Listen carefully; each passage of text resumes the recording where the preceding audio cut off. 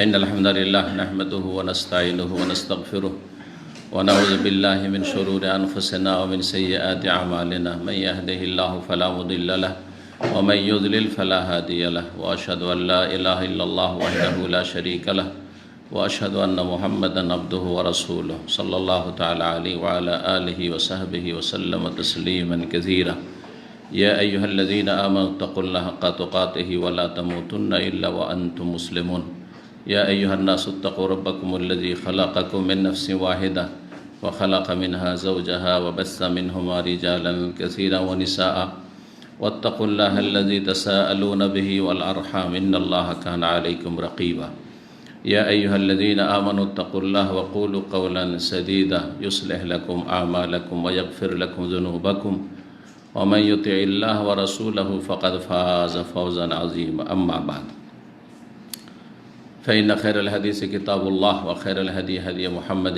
صلى الله عليه وسلم وشر الأمور محدثاتها وكل محدثة بدعة وكل بدعة ضلالة وكل ضلالة في النار أعوذ بالله من الشيطان الرجيم يا أيها الذين آمنوا كتب عليكم الصيام كما كتب على الذين من قبلكم لعلكم تتقون أما بعد فقد قال الإمام البخاري رحمه الله تعالى كتاب الصوم باب وجوب صوم رمضان وقول الله تعالى يا أيها الذين آمنوا كتب عليكم الصيام كما كتب على الذين من قبلكم لعلكم تتقون قال حدثنا قتيبة بن سعيد قال حدثنا إسماعيل بن جعفر عن أبي سهيل عن أبيه عن طلحة بن عبيد الله أن أعرابيا جاء إلى رسول الله صلى الله عليه وسلم سائر الرأس فقال يا رسول الله أخبرني ماذا فرض الله علي من الصلاة فقال الصلوات الخمس إلا أن تطوع شيئا فقال أخبرني بما فرض الله علي من الصيام فقال الشهر رمضان إلا أن تطوع شيئا فقال أخبرني ما فرض الله علي من الزكاة قال فأخبره رسول الله صلى الله عليه وسلم بشرائع الإسلام قال والذي أكرمك لا أتطوع شيئا ولا أنقص مما فرض الله علي شيئا فقال رسول الله صلى الله عليه وسلم أفلح إن صدق أو أدخل الجنة إن صدق সম্মানিত দিনী ভাতৃমণ্ডলী, আল্লাহ রাব্বুল আলামিনের প্রশংসা এবং প্রিয় নবী মুহাম্মদ রাসূলুল্লাহ সাল্লাল্লাহু আলাইহি সাল্লামের উপর সালাতু ওয়াস সালামের পর আজ চৌথা জমাদাস সানি 1443 হিজরি মোতাবেক 7ই জানুয়ারি 2022 জুমাবার জুমার সালাতের পরে আমরা সহিহ বুখারীর কিতাবুস সওম বা কিতাবুস সিয়াম সিয়ামে রোজার পর্ব শুরু করছি। হাদিস নম্বর শুরু হচ্ছে, আমাদের সামনে যে নম্বর দেওয়া রয়েছে তাতে 1891। ইমাম বুখারী রাহিমাহুল্লাহ বলছেন কিতাবুস সওম, এই কিতাব বা যে পর্ব, এই পর্ব নম্বর 30, পর্ব নম্বর 30। তার মানে এর আগে 29টি পর্ব ছোট বড় মিলিয়ে হয়ে গেছে। সালাত সম্পর্কে 10টি আলোচনা করে আমরা থেমে গেছি, কারণ সামনে রমজান মাস চলে আসছে। তো সময়ের দাবি, মুক্তদা হাল যেটাকে বলা হয়, সময়ের দাবি হচ্ছে যে আমরা সিয়াম, রমজান, এতেকাফ, লাইলাতুল কদর আর সাদাকাতুল ফিতর এই বিষয়গুলি নিয়ে আলোচনা করি। তো সহিহ বুখারীর হাদিসের আলোকে বিষয়গুলি এমনি আলোচনা করতে হতো, আর অন্যভাবে আলোচনার প্রয়োজন হবে না। আমাদের সহিহ বুখারীটা এগিয়ে যাবে, তার সাথে আমাদের যে মাসাইলগুলি জানার প্রয়োজন এই সময়গুলিতে, সেই মাসাইলগুলি সম্পর্কে আমাদের ইনশাআল্লাহ তাআলা ইলম হাসিল করার সুযোগ হবে। আল্লাহ যেন তৌফিক দান করেন এবং সঠিক ইলমের ভিত্তিতে বিশুদ্ধ সহিহ আমলের তৌফিক দান করেন। তারপরে ইনশাআল্লাহ রমজান যখন পার হয়ে যাবে, আবার সালাতের বাকি যে পর্বগুলি রয়েছে, বছরের বেশি লেগে যাবে হয়তো, কারণ সপ্তাহে একদিন শুধু জুমাবারে যেহেতু আমাদের প্রোগ্রাম 1 থেকে সোয়া ঘন্টার। তো ইনশাআল্লাহ বাকিটা কন্টিনিউ করব। আল্লাহ যেন আমাদের সকলকে তৌফিক দান করেন। তো ইমাম বুখারী রাহিমাহুল্লাহ বলছেন কিতাবুস সওম, হাযা কিতাবুস সওম আসলে ছিল, এই হচ্ছে সিয়ামের পর্ব। এর আগে কিতাব সম্পর্কে বলেছি। কিতাবের শাব্দিক অর্থ হচ্ছে আল জামউ একত্রিত করা, আদ্দাম্য একটিকে অপরটির সাথে মিলানো, একটাকে আর একটির সাথে মিলানো। তো একটি কিতাবে বেশ কিছু বিষয়বস্তু মেলানো হয়, সেটা বিভিন্ন অধ্যায়ে ভাগ করা হোক অথবা নাই হোক, বিভিন্ন বিষয় তাতে একসাথে মিলিত হয় বা একত্রিত করা হয়, যার ফলে কিতাবকে কিতাব বলা হয়। তারপরে হাদিসের যে কিতাবগুলি রয়েছে সেগুলিতে এক একটি পর্বে অনেকগুলি অধ্যায় রয়েছে, বিভিন্ন বস্তু রয়েছে, বিভিন্ন মাসায়েল রয়েছে, সেই জন্য একটি বড় পর্বের নাম, বড় অধ্যায়ের নাম আইম্মায়ে কেরামগণ বা ফোকাহায়ে কেরাম ফিকার কিতাবে, হাদিসের কিতাবে কিতাব বলে থাকেন। আর সেই কিতাবের ভিতরে আবার অনেকগুলি আবওয়াব রয়েছে, মানে অনেকগুলি অধ্যায় রয়েছে। তো কিতাবুস সওম মানে এ হচ্ছে সিয়ামের পর্ব। প্রথম অধ্যায় বলছেন বাবু ওজুবে সওমে রমাদান। এই অধ্যায় হচ্ছে রমজান মাসের সিয়াম ফরজ হওয়া সম্পর্কে। দেখেন, আমি তর্জমা করলাম কি ফরজ, আর শব্দ এসছে আরবিতে কি ওজুব। ওজুব ওয়াজাবা এজেব থেকে ওজুবান, জি বাব ওজুব। তাহলে বোঝা গেল যে ওয়াজেব আর ফরজে কোনো পার্থক্য নেই। কিন্তু ইমাম বুখারী রাহমাহুল্লাহ ওজুব শব্দটি এখানে উল্লেখ করেছেন, আমি ফরজ দিয়ে কেন অনুবাদ করলাম। এটা হচ্ছে মানুষ যে ভাষা বুঝে সেই ভাষা দিয়ে বুঝানোর হেকমত। মানুষ যে ভাষা বুঝে সেই ভাষা দিয়ে মানুষকে বোঝাতে হয়। আমাদের বাংলা ভাষাভাষী, এমনকি উর্দু ভাষাভাষী ভারতীয় লোকেরা, যে কোনো ভাষাভাষী প্রায় ভারত, বাংলাদেশ, পাকিস্তানের লোকেরা ওয়াজিব আর ফরজে পার্থক্য ভেবে থাকে। কারণ সিংহভাগ সেই দেশের অধিবাসী হচ্ছে হানাফি মযহাবের অনুসারী, আর হানাফি মযহাবে ওয়াজিব আর ফরজে কিছুটা পার্থক্য আছে, কিছুটা পার্থক্য। দুটোই অপরিহার্য, দুটোই আবশ্যক করণীয়, কিন্তু দুটোর মাঝে তাদের ফিকহের কায়দা মোতাবেক বা সংজ্ঞা মোতাবেক, তারিফ মোতাবেক পার্থক্য রয়েছে। ওয়াজিব বললে মানুষ হালকা মনে করে, বাঙালি জাতিকে যদি মানে এটা ওয়াজিব তাহলে হালকা, কিন্তু যদি ফরজ বলেন ফরজ এটা, তাই না? একটা ঘটনা এখানে বলি, তাহলে বুঝতে পারবেন যে মানুষ কত পার্থক্য করে থাকে। একজন লোক পাঠ্যসূচি নামক একটি বই পড়েছেন, নাম শুনেছেন? পাঠ্যসূচি বই পড়েছেন হয়তো। বইটি ছেপেছে মূলত কোন জায়গা থেকে? প্রথম সৌদি আরবের প্রথম জুলফি দাওয়া সেন্টার থেকে ছেপেছে, যেখানে শেখ মোহাম্মদ হাশেম মাদানী আছে, ওনার অনুবাদ ওইটি ওখান থেকে ছেপেছে। তো ওখানে ওই যে রমজানের আলোচনা করতে গিয়ে রমজানের সিয়াম ওয়াজিব যে আরবিতে ছিল ওয়াজিব, অনুবাদ করতে গিয়ে ওয়াজিবই করে রেখেছে। সেই কিতাবটি আমার কাছে একজন নিয়ে এসছে, বলছে সে এক পাঠ্যসূচি। তারপরে পাঠ্যসূচিটা প্রায় 10 বছর আগে আমাদের এখান থেকেও ছেপেছে, 10-12 বছর হয়ে গেল, এখানেও ছেপেছে দ্বিতীয়বারে।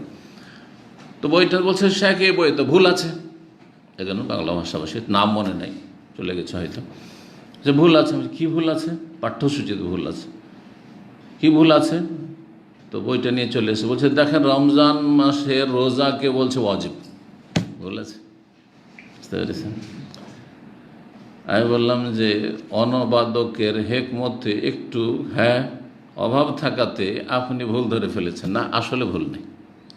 আরবকে যদি বলা হয় যে সিয়াম রমাদান ওয়াজিবুন, তো ঠিকই বুঝবে, সহিহ কালাম, ঠিক না?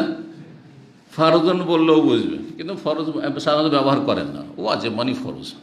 কারণ আরবরা হানাবেলা, শাওয়াফি, মালিকি সবাই, আহলে হাদিস, মুহাদ্দিসিন সবাই ওয়াজিব আর ফরজ মানে একই জিনিস, কোনো পার্থক্য নেই। কিন্তু যেহেতু হানাফি সমাজে বসবাস করেছেন এবং সেখানে যারা ধর্মীয় আলোচনা করে, এমনকি আহলে হাদিসরাও ওয়াজিব ফরজ আলোচনা করতে গিয়ে ফরজই বলে, ওয়াজিবটা বলে না সাধারণত।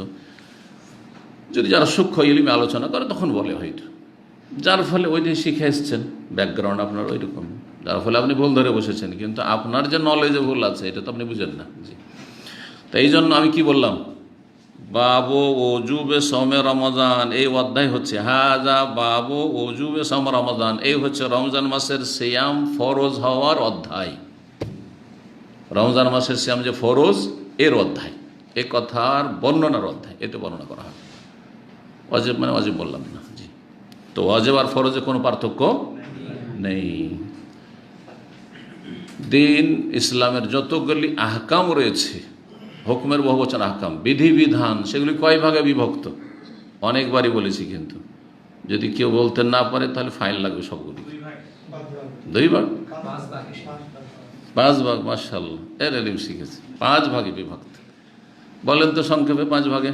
চলে যাবে বিদায় আজকে বললে। মাশাআল্লাহ। ওয়াজিব, ওই ফরজ ওয়াজিব, ওরা ওয়াজিব বলেছে, ফোকাহার ওয়াজিব বলেছে, যে জমহুর অধিকাংশ ওয়াজিব। একটা হলো ওয়াজিব, যেটা অবশ্যই করতে হবে, জি। আর এর বিপরীত একবারে কি? অবশ্যই ছাড়তে হবে, ওটা কি? হারাম। ওয়াজিব আর হারাম দুটো হয়ে গেল, ওপর আর নিচে। আর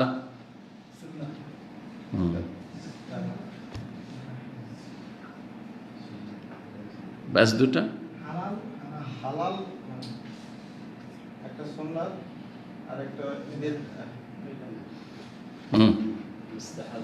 মুস্তাহাব, মুস্তাহাব মানে করা ভালো, আর মাকরুহ ওর বিপরীত, মানে না করা ভালো, না করা হলো মুস্তাহাবের ভিতরে সুন্নাত। মুস্তাহাব কথাটি আম, ওর মধ্যে যত ভালো কাজগুলি নফল সবগুলি আসবে, সুন্নত আসবে, সুন্নতে মুআক্কাদা আসবে, গায়র মুআক্কাদা আসবে, সব আসবে। এও বোঝা গেছে? তাহলে একটা ব্যাপক শব্দ বলতে হবে, শুধু সুন্নাত বললে হবে না। কারণ সুন্নাত বললে আবার ফেকার ভাষায় সুন্নাত না, হাদিসের ভাষায় সুন্নাত না, আবার উসুল ফেকার ভাষায় সুন্নাত, মেলা সুন্নতের ভাগ আছে। জি, তো হয়ে গেল মুস্তাহাব আর মাকরুহ, কয়টা হলো? 4টা হয়ে গেল। একটা অপরটির বিপরীত, 4টা হলো না? একটা বাকি থাকলো, ওর জোড়া নেই। মুবাহ, মুবাহ মানে কি? জায়েজ, বৈধ, ঠিক আছে? তার মানে কি? হ্যাঁ, করা না করা সমানই, মাঝামাঝি, করা না করা সমান। মাছ খাওয়া মুস্তাহাব। যত হুকুম আহকাম এই 5টার একটা তো পড়বে অবশ্য। মাছ খাওয়া মুস্তাহাব না মাকরুহ? মুস্তাহাব, জায়েজ। মাছ খেলে একটা নাকি পাওয়া যাবে, না খেলে একটা গুনাহ হবে, সারা জীবন কেউ করলে, তাহলে মুবাহ জায়েজ। সমুদ্র বিচে যাওয়া জায়েজ, একটাও নেকি হবে না, আর একটাও গুনাহ হবে না, বাস ওখানে গিয়ে গুনাহ না করলে হলো। আর ওখানে গিয়ে নেকি করলেন, নেকি দিয়ে একটা দার্স দিয়ে দিলেন ওখানে গিয়ে, যেমন অনেকে একটা লাইভ দিয়ে দিল, মাশাআল্লাহ। ঠিক আছে, নিয়ত যদি সৎ নিয়তের লাইভ দিয়ে থাকে তো স্বভাব হয়ে গেল। আর গিয়ে যদি সেখানে নারী পুরুষ গ্যাদারিং করে, আর যদি অবৈধ নারীদের দিকে তাকায় তো গুনাহ হয়ে গেল। তো ওইটা পারিপার্শ্বিক কারণে হইল, কিন্তু আসল কাজ হচ্ছে কি? জায়েজ। আমরা তো বাঙালি, তো ভাত খাওয়া কি? মুস্তাহাব, ইনশাআল্লাহ কি? জায়েজ। আচ্ছা, তো এখন রমজানের সিয়াম, এটা কি? ওয়াজিব, ফরজ। ওয়াজিব বলেন ফরজ, ফরজ, ঠিক আছে, জি হ্যাঁ। তাহলে রমজান সিয়াম ছাড়া হচ্ছে কি? হারাম। ছাড়া হচ্ছে হারাম, বিনা ওজরে। জি, 5টা কথা মনে রাখবেন। কিন্তু যদি ফিকহের জ্ঞান হাসিল করতে হয়, ফিকহি মাসাইল পড়তে হয়, তো 5টা কথা অবশ্যই মনে রাখতে হবে। 5টার বাইরে কিচ্ছু যাবে না। জি, দাড়ি রাখা কি?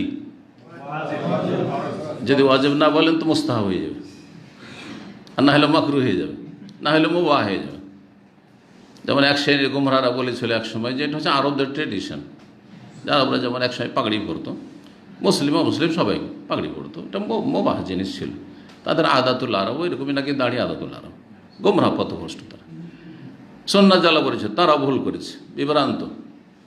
দাড়ি হচ্ছে ওয়াজিব, আর ওয়াজিব মানে ফরজ, যদিও সবগুলি ফরজ একই স্তরের না। এমনকি ইসলামের যে 5টা রুকু না, সবগুলি একই স্তরের নাকি? যেমন সলাতের গুরুত্ব, সলাত ফরজ, ওই রকমই কি সিয়াম, ওই রকমই কি যাকাত, ওই রকমই কি হজ?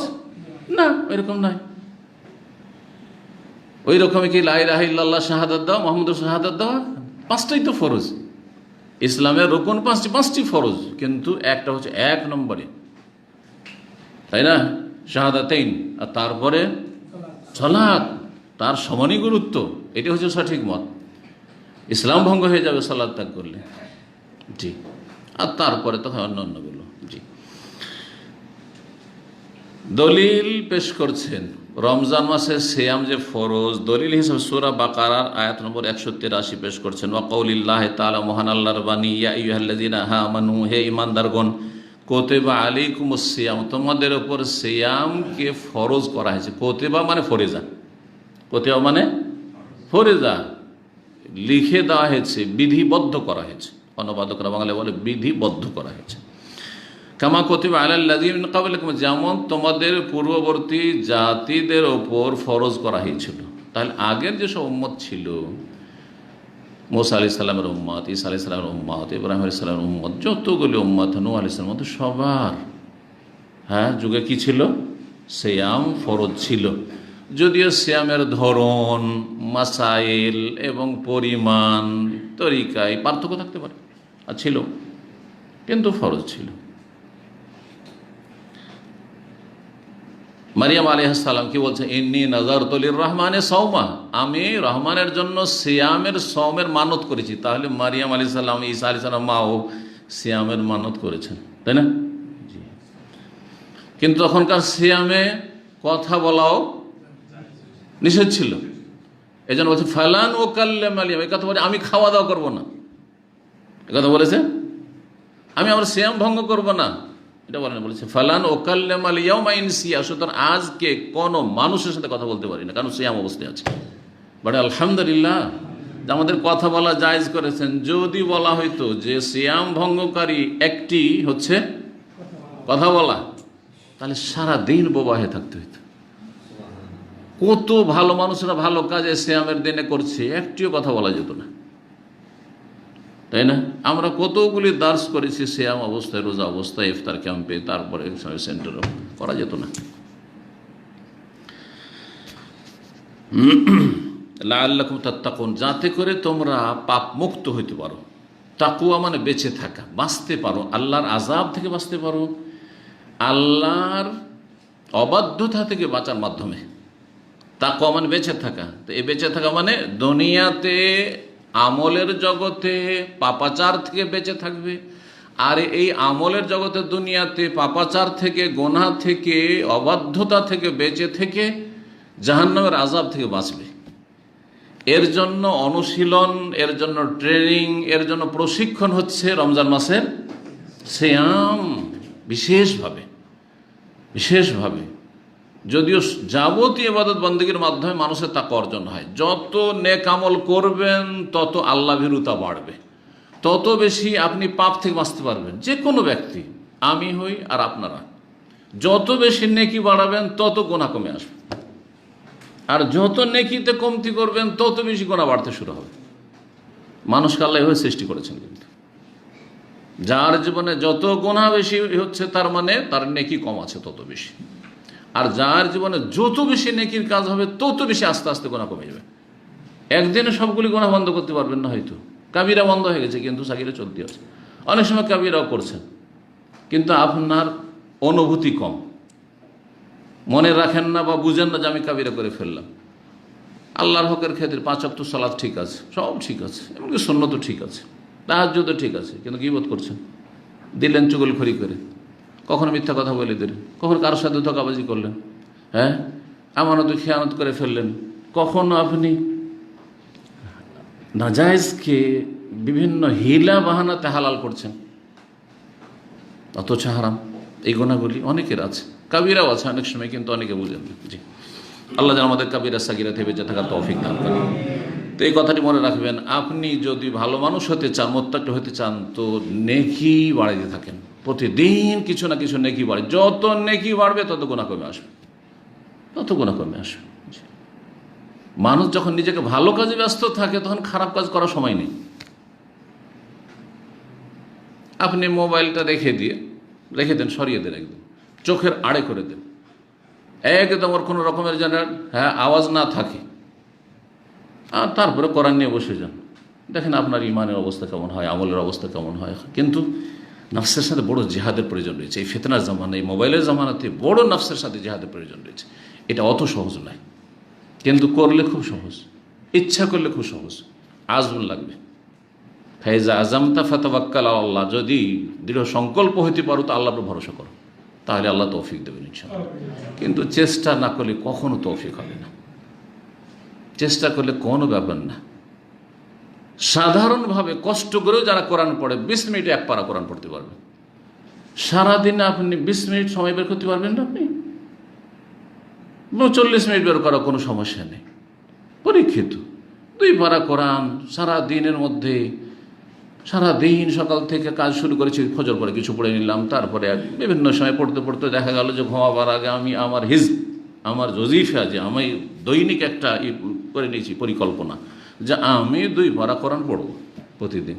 তাহলে মাস শেষে কত হয়ে যাবে? কত হয়ে যাবে? 60 পারা। তার মানে 2 খতম হয়ে যাবে। আলহামদুলিল্লাহ। আরে 1 খতম দিতে পারবেন।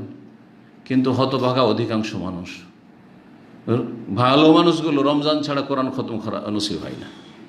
ভালো মানুষ অনেক দেখেছি রমজানও কোরআন খতম করে না। ও বলছে আমি দিনের খেদমত করছি। কি সোশ্যাল মিডিয়া তো খুব খেদমত করছি। আরে আসলটা তো নেই।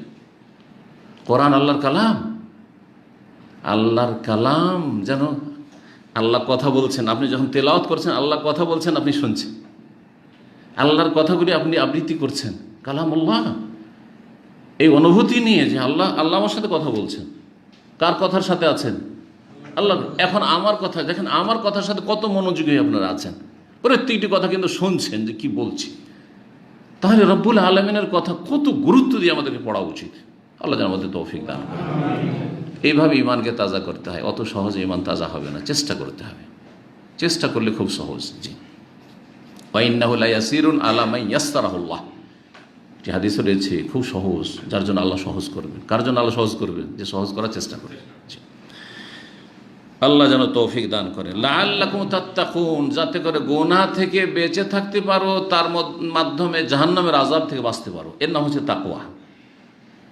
তাকওয়া এমন আপনার অন্তরের অবস্থা, যে অন্তরের ভালো অবস্থার মাধ্যমে আপনি গুনাহগুলি থেকে বেঁচে থাকছেন, আর গুনাহ থেকে বাঁচার মাধ্যমে জাহান্নামের আযাব থেকে বাঁচতে পারছেন। সুম্মা নুনাজ্জিল্লাযীনা তাকাও, আল্লাহ জাহান্নাম থেকে নাজাত দেবেন মুত্তাকিদেরকে। আল্লাহ বলেছেন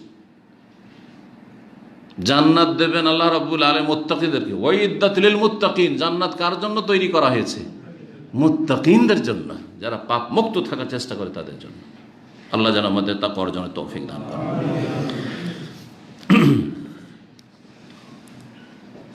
রমজান, রমজান এই মাসের নাম। রমজান শব্দের অর্থ কি কে বলতে পারে? হ্যাঁ, জ্বালিয়ে দাও। মাশাআল্লাহ, ভালো। রমজান থেকে বা রমদা থেকে সহিহ মুসলিম একটি হাদিস রয়েছে, ইবনে মাজাহ হাদিসটি আছে। খাব্বাব ইবনে আরত রাদিয়াল্লাহু তাআলা বলছেন যে শাকাওনা ইলা রাসূলিল্লাহ হাররা রমদাহ, আমরা রাসূলুল্লাহ সাল্লাল্লাহু আলাইহি ওয়াসাল্লামের কাছে গিয়ে অভিযোগ করলাম যে দুপুরবেলা প্রচণ্ড গরম। হারর রমদান, দুপুরের গরমের প্রখরতা। অভিযোগ করলাম যে ইয়া রাসূলুল্লাহ, জোহরের সালাত পড়তে আসতে খুবই কষ্ট হচ্ছে 12টা 12:30 এই সময়গুলিতে, গরমের দিনে। মদিনার গরম যারা থেকেছে তারা জানে, প্রচণ্ড গরম। এখানে খুব গরম গরমের সময়, কিন্তু এখানকার চাইতেও সেখানে গরম বেশি। ঠান্ডার সময় ঠান্ডা বেশি মদিনায়, আর গরমের সময় গরমও খুব বেশি। ফালাম ইউশকিনা, কিন্তু আমাদের অভিযোগ তিনি গ্রহণ করেননি, যুক্তিসঙ্গত মনে করেননি। চেয়েছিলেন সাহাবীরা ইয়া রাসূলুল্লাহ আউয়াল ওয়াক্তে পড়া উত্তম, তো আমাদের যদি অনুমতি দিতেন যে এই গরমের দিনগুলিতে একটু ডিলে করে 2টোর দিকে 2:30টার দিকে একটু যখন রোদের প্রখরতা কমে চলে আসবে তখন পড়ব। তো নবী সাল্লাল্লাহু আলাইহি ওয়াসাল্লাম না, আউয়াল ওয়াক্তে পড়াটাই বেশি উত্তম, যদি একটু ঠান্ডা করে। তার মানে কিছুটা যদি ঠান্ডা করে ভালো, আর 1টার মধ্যে পড়ে নেবে গরমের দিনে। কিন্তু এই নয়, নবী সাল্লাল্লাহু আলাইহি ওয়াসাল্লাম যেটা অনুভব করেছে তাদের থেকে, যে এদেরকে যদি ছাটা দিয়ে দেওয়া হয় তো কেউ 2:30টা 3টেও আসর করে দেবে, যে না ফালাম ইউশকিনা, আমাদের অভিযোগ তিনি শোনেননি। তো হাররুর রমদা কথাটি এই রমদা থেকে রমদান ফালানের ওজনে। তো রমজানকে রমজান কেন বলা হয়? কেউ বলেছেন যে যেই বছরে রমজানের সিয়াম ফরজ হয়েছিল সেই বছর রমজানে প্রচণ্ড গরম ছিল, এটি একটি উক্তি। আর রমজানের সিয়াম কোন সালে ফরজ হয়েছে? 2য় হিজরিতে ফরজ হয়েছে। মদিনা আসার পর তার মক্কাতে তার সিয়াম রমজানের ছিল না, জি আশুরা ছিল,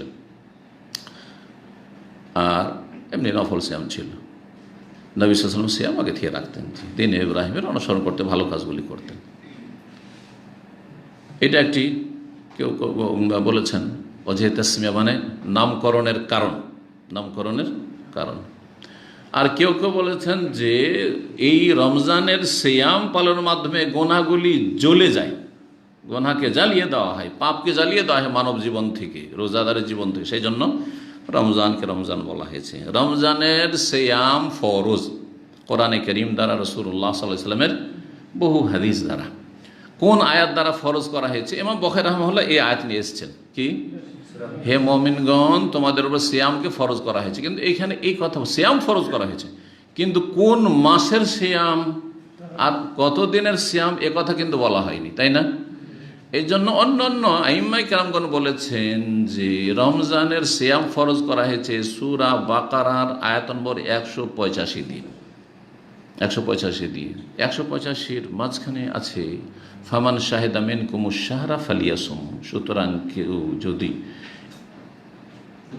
এই রমজান মাসে মুকিম থাকে, ফামান শাহিদা মিনকুমুশ শাহরা পেয়ে যায়, তোমাদের মধ্যে যে এই রমজান মাসকে পেয়ে যাবে, ফালিয়াসুম, সে অবশ্যই যেন সিয়াম পালন, ফালিয়াসুম হো, অবশ্যই যেন সিয়াম পালন করে। এই অংশ দিয়ে সিয়ামকে কি করা হয়েছে?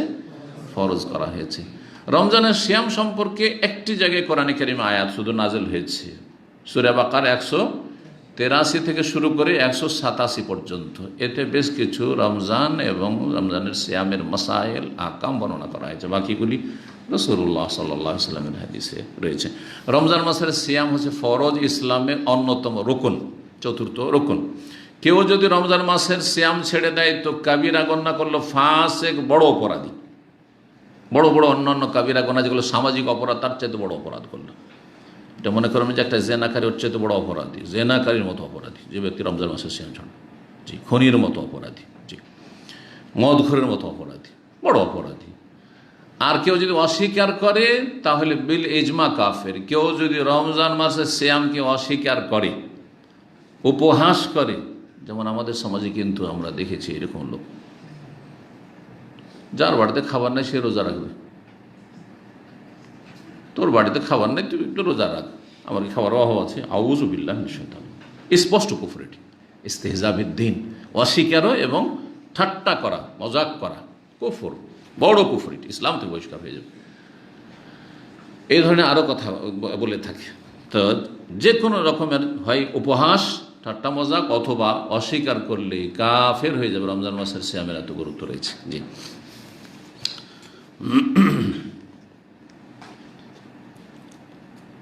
হাদিসের দিকে আসি। হাদিসের বর্ণনাকারী হচ্ছেন তালহা বিন উবাইদুল্লাহ রাদিয়াল্লাহু তাআলা আনহু, আশরায়ে মুবাশশারের অন্যতম ব্যক্তি।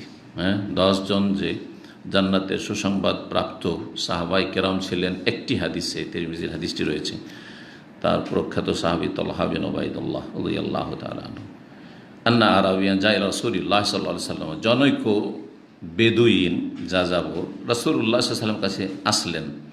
সায়ের রাস, যার মাথার চুলগুলি ছিল বিক্ষিপ্ত, চিরুনি করা ছিল না, বেদুইনদের যেটা সাধারণত থাকে আর সেই যুগে। ফাকালা ইয়া রাসূলুল্লাহ, এসে বলে, হে আল্লাহ রাসূল সাল্লাল্লাহু আলাইহি ওয়াসাল্লাম, আখবিরনি মাযা ফারাদাল্লাহু আলাইহি মিনাস সালাত, আমাকে বলুন যে সলাতের কতটুকু আল্লাহ আমারও ফরজ করেছেন, কতটুকু সলাত আল্লাহ ফরজ করেছেন। ফাকালা, বললেন রাসূলুল্লাহ, as-সালাওয়াতিল খামস, as-সালাওয়াতিল খামসা, মানে ফারাদাল্লাহু সালাওয়াতিল খামস, 5 ওয়াক্ত সালাত ফরজ করেছেন, 5 ওয়াক্ত সালাত। সুতরাং আমাদের দেশের মানুষ নামাজ ফরজ, এ কথা অসম্পূর্ণ কথা। 5 ওয়াক্ত নামাজ ফরজ, ঠিক না? কি বলতে হবে? 5 ওয়াক্ত নামাজ ফরজ। শুধু নামাজ ফরজ বললে হবে না, কারণ অধিকাংশ মানুষ 5 ওয়াক্ত পড়ে না। যারাও নামাজি তাদেরকে যদি ভাগ করেন, 2 ভাগে ভাগ করেন, তো আধা নামাজির সংখ্যা ফুল নামাজির চাইতে অনেক বেশি। ফজর পড়নেওয়ালা, ফজর সহ পড়নেওয়ালা 5 ওয়াক্ত নামাজি একদিকে রাখেন, আর একদিকে রাখেন 4 ওয়াক্ত পড়ার সংখ্যা, অনেক অনেক গুণে 4 ওয়াক্ত পড়নেওয়ালা লোক পাওয়া যাবে, তাই না? তাহলে যথেষ্ট নয়। যদি একেবারে সূর্য উঠে দেয় না পড়ে, তাহলে সালাত ত্যাগকারী বড় কাফের। আর যদি সূর্য ওঠার আগেই পড়ে, কিন্তু ঘরেই পড়ে নিল, জামাতে আসলো না, তাহলে এটি হচ্ছে মুনাফিকি লক্ষণ। এই জন্য সালাতে অলসতা করা আর জামাতে না আসা পুরুষদের জন্য মুনাফিকি লক্ষণ, আর সালাত ত্যাগ করা হচ্ছে কুফরির লক্ষণ। বরং কুফর। জি, আল্লাহ হেফাজত করুন। আগে সলাতের হেফাজত করতে হবে, তারপর অন্য অন্য ইবাদতবন্দি কবুল হবে। যেমন তৌহিদ আগে। কেউ যদি মাজার পূজা করে আর সলাত আদায় করে, কবুল হবে? ঠিক ওই রকমই রমজান মাসের সিয়াম পালন করে, হজ উমরা করে। এখানে প্রবাসীরা অনেকে হজ উমরা করেন, কিন্তু এখনও 5 ওয়াক্ত নামাজ পড়েন না। কোনো লাভ হবে না। ভালো করে শুনে, আপনার যাতে কাজে আসে সেই জন্য বলছি, বাড়াবাড়ি করে বলছি না। কারণ আখেরাতে আপনি বড় ক্ষতিগ্রস্ত হবে, লাভ কিছু হবে না। হয়তো আপনার এই নেকির জন্য দুনিয়াতে আল্লাহ কিছু দিয়ে দিতে পারেন, ধন দৌলত দিয়েছেন, এতে ধোকা খেয়ে আছেন, আমি তো খুব সুখেই আছি। হ্যাঁ, হজ উমরা করলেন, বেশ জনকল্যাণমূলক কাজ করছেন, দান খায়রাত করছেন, আল্লাহ রুজিতে বরকত দিয়ে দিয়েছেন, কিন্তু আখেরাতে কিছুই পাবেন না। বেনামাজি মানুষ আপনি, এইরকম মাজার পূজারি কিছুই পাবেন না আপনি, সালাতের নাকি পাবেন না আপনি। সুতরাং আগে তৌহিদ ঠিক করুন, বড় শিরক ছোট শিরক মুক্ত হন। আর আগে মানে এই নয় যে সময় লাগাবেন আর তারপর নামাজ শুরু করবেন, কিন্তু স্টেপ বাই স্টেপ, সাথে সাথে 5 ওয়াক্ত নামাজের হেফাজতকারী হন। তারপরে পয়সা থাকলে জাকাত দেন, রমজান মাসে সিয়াম পালন করেন, আর প্রস্তুতি নেন। এখন হজের সময় চলে এসছে আর হজ ফরজ হয়ে গেছে, সুতরাং তাড়াতাড়ি হজ আদায় করুন। আল্লাহ যেন তৌফিক দান করেন। বললেন 5 ওয়াক্ত ইল্লা আন তাতাওয়া শাইআন, তবে অতিরিক্ত যদি কিছু করো। তাতাওয়া শাইআন মানে তাতাওয়া নফলকে বলা হয়, মানে নফল মানে অতিরিক্ত, কিন্তু এক্সেস। যদি তুমি অতিরিক্ত করো তাহলে বোঝা গেল যে ফরজ ছাড়া বাকি যতগুলি সলাত আছে সবগুলি কিন্তু তাতাও নফল। এই কথা কিন্তু আমাদের বাংলা ভাষীরা বুঝে না। এই কেমন কথা হইল, এই তো সুন্নতকে এরা শেষ করেই দিল, সুন্নতকে শেষ করে দিল। আমাদের সে বেদাতপন্থীরা যারা বলে সহি আকীদা এবং সহি আমলের অনুসারী, যে 17 রাকাত নামাজ ফরজ আর তার বাকিগুলো সুন্নত, ঠিক আছে, তাদেরকে বলে যে তোর তো নামাজ চোর। কি বলে? নামাজ চুরি করছে, তোমার নামাজ চোর। আসলে ওরা নামাজ চোর নয়। আরবদেরকে বলে এরা সুন্নাত পড়ে, এরা নামাজ চোর বলে। না, নামাজ চোর হাদিস এসছে, নামাজ চোর কাকে আল্লাহ ইয়াস্তাহিকু সলাতাহু, সলাতে সারেক চোর কাকে বলা হয়েছে? আল্লাযী লা ইউতিম্মু রুকুআহা ওয়ালা সুজুদাহা, যে সুন্দরভাবে রুকু করে না, সুন্দরভাবে সিজদা করে না। তাহলে তাড়াহুড়া করে নামাজ কারা পড়ে? বিদআতিরাই তো পড়ে। তার নামাজ চোর কারা? যারা 17 রাকাতের সাথে পড়ে কিন্তু ধাই ধাই ধাই ধাই মুরগি ঠোকর, তারা হচ্ছে নামাজ চোর। আসলে তারা হচ্ছে নামাজ চোর। আল্লাহ যেন হেদায়েত দান করেন। 5 ওয়াক্ত সালাত ফরজ। কত রাকাত ফরজ? 17 রাকাতে 15 করার অধিকার নেই, 16 করার অধিকার নেই, 17ই পড়তে হবে। এটা হচ্ছে ফরজ একেবারে মুসলিম থাকার জন্য। তারপরে 12 রাকাত বা 10 রাকাত সুন্নাতের অনেক বেশি গুরুত্ব রয়েছে।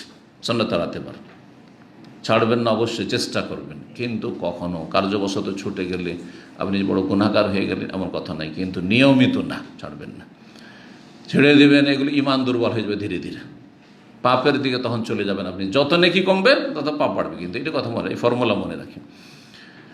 বিশেষ করে দুটো সুন্নত, সুন্নতে মুআক্কাদা, এই 12 রাকাত সুন্নত, সুন্নতে রাতে বা দুটো সুন্নত হচ্ছে সুন্নতে মুআক্কাদা দৈনিক সালাতের ক্ষেত্রে। কি? বেতর আর ফজরের 2 রাকাত সুন্নতে রাতেবার সাথে মুআক্কাদা। বেতর হানাফি মাযহাবে ওয়াজিব, কিন্তু সমস্ত মাযহাবে এবং হাদিসের আলোকে বেতর হচ্ছে সুন্নতে মুআক্কাদা, ওয়াজিব নয়। কারণ ওয়াজিব আর ফরজে কোনো পার্থক্য নেই। এবং নবী সাল্লাল্লাহু আলাইহি সাল্লাম বেতর বাহনের উপর পড়েছেন, যদি ফরজ হইতো তো বাহনের উপর পড়তেন না। জি, হয়ে গেল। তাহলে সালাত সম্পর্কে আর বেশি না বলে ফাকালা, তারপরে বললেন ওই সাহাবী বেদুইন, নিউ মুসলিম কিন্তু নতুন মুসলমান, আখবিরনি বিমা ফারাদাল্লাহু আলাইহি মিনাস সিয়াম, আমাকে বলুন তো যে সিয়ামের আল্লাহ কতটি কি ফরজ করেছেন, রোজা কতটা আল্লাহ ফরজ করেছেন।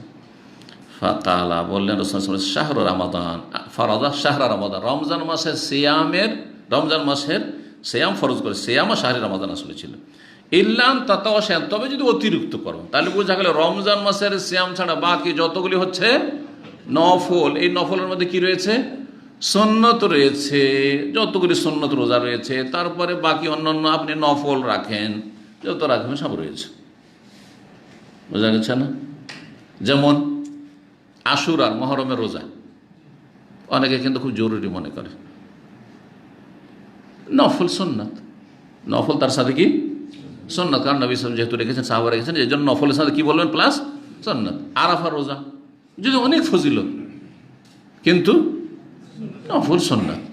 কেউ যদি না রাখে, আজকাল এমন এক পরিবেশ তৈরি হয়েছে, মানে যারা দিনদার লোক তাদের মাঝে একটা এমন পরিবেশ তৈরি হয়েছে, কেউ যদি বাই চান্স আসরের দিন রোজা না রাখে অথবা আরাফার দিনে কোনো কারণ বসে, যে কোনো কারণে রাখেনি সে বা এমনিও রাখেনি, আরে কি কাজ করেছেন আপনি, এই রোজা রাখেননি আপনি, এটা ভুল কথা না? মানে আল্লাহ তো ফরজ করেনি, তো আপনি ফরজ করেন আল্লাহকে, আপনি কেন এটা দোষের বিষয় মনে করছেন? তবে নেকিতে সে আগ্রহী কিনা এটা দেখার বিষয়, তার অবস্থাটা দেখতে হবে। অনেকের মেহনতের কাজ আছে, আমাদের এক ভাই রোজা রাখে এখানে থাকে, জানি আদার্স আছে, সুবহানাল্লাহ, আরফার দিনে তার ডিউটি, ইন্ডিয়ান কাফের কেরালা তার হচ্ছে বস, এই আরফার দিনে করে ডিউটি নেই, তাতেও সে রোজা ছাড়ে না, বরং সোমবার বৃহস্পতি রোজা ছাড়ে না। ওকে আমি কয়েকবার নিষেধ করেছি যে ডিউটি করে সোমবার বৃহস্পতি প্রয়োজন কি, বুঝছে আমার অসুবিধা হয়, কিন্তু মেহনতের কাজ করে আলহামদুলিল্লাহ অভ্যাস করেছে। সে যদি এত কষ্ট করে রাখতে পারে তা আমরা কেন পারবো না? যারা ছায়াতে, যারা ওই শীতে বসে ডিউটি করেছি, চেষ্টা করলে পারা যায়। আল্লাহ যেন তৌফিক দান করেন। এই সাহাবী যিনি জিজ্ঞাসা করছিলেন এই হাদিসে, অন্য রিওয়ায়াতে এর নাম এসেছে, তার নাম ছিল, কারো জানা আছে? দেমাম ইবনে সালাবা, দেমাম ইবনে সালাবা, দদ দিয়ে।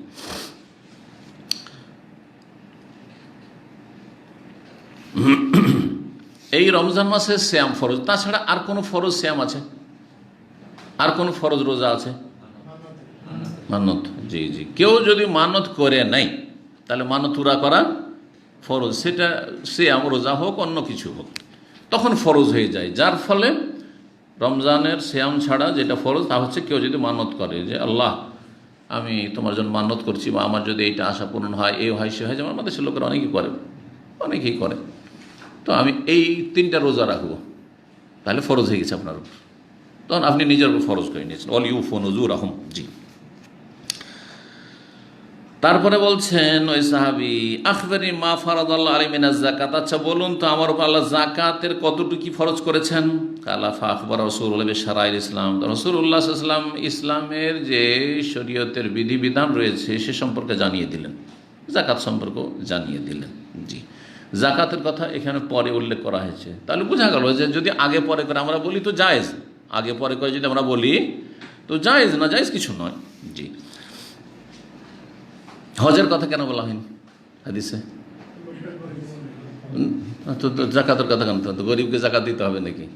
তখন হজ ফরজ হয়নি। হজ ফরজ হচ্ছে 9ম হিজরির শেষ দিকে, নয় 10ম হিজরির শুরু। হজ একেবারে শেষে মানে ফরজ হয়েছে, তারপরে হজ করেছেন রাসূলুল্লাহ সাল্লাল্লাহু আলাইহি ওয়াসাল্লাম।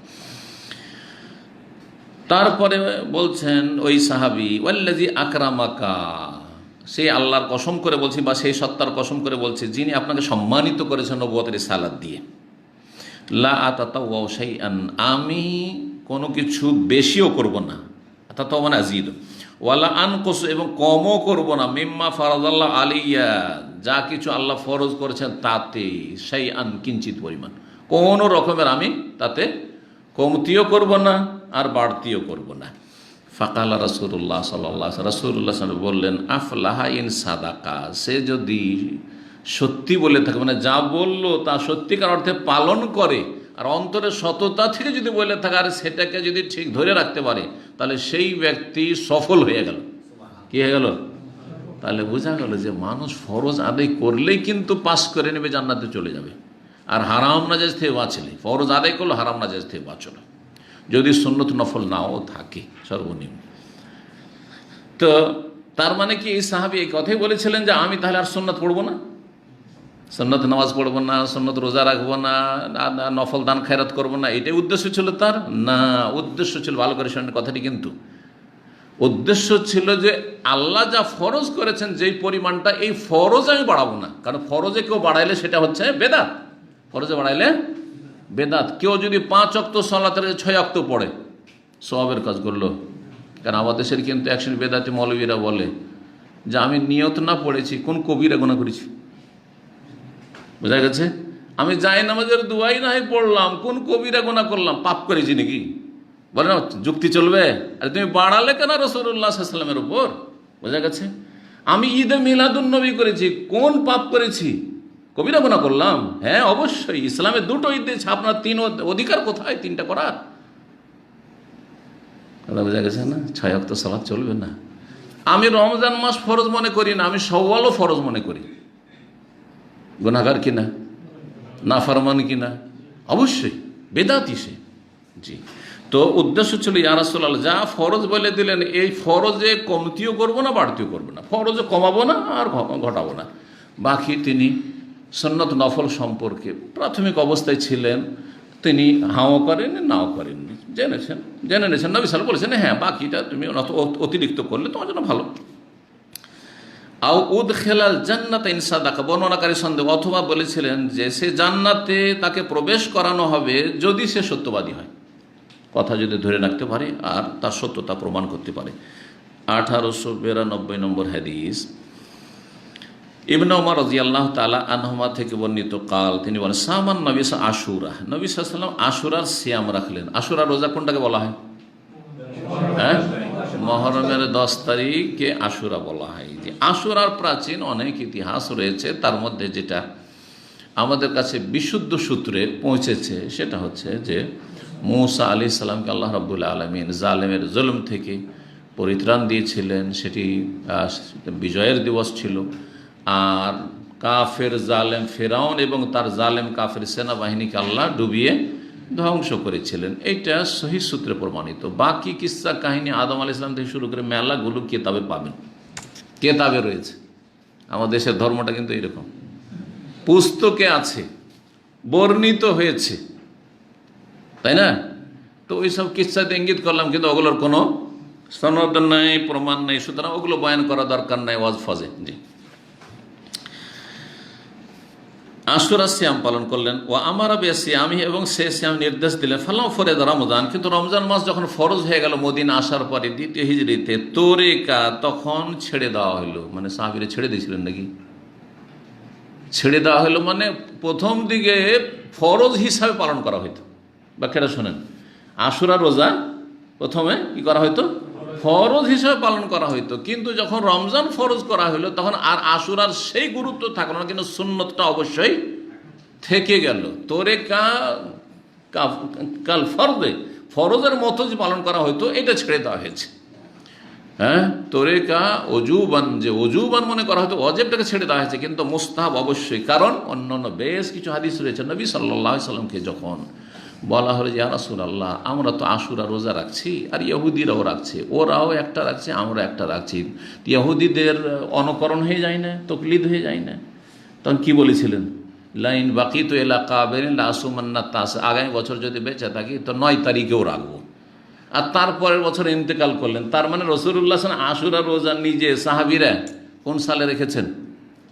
হ্যাঁ, 10ম হিজরির মুহররমে রেখেছেন।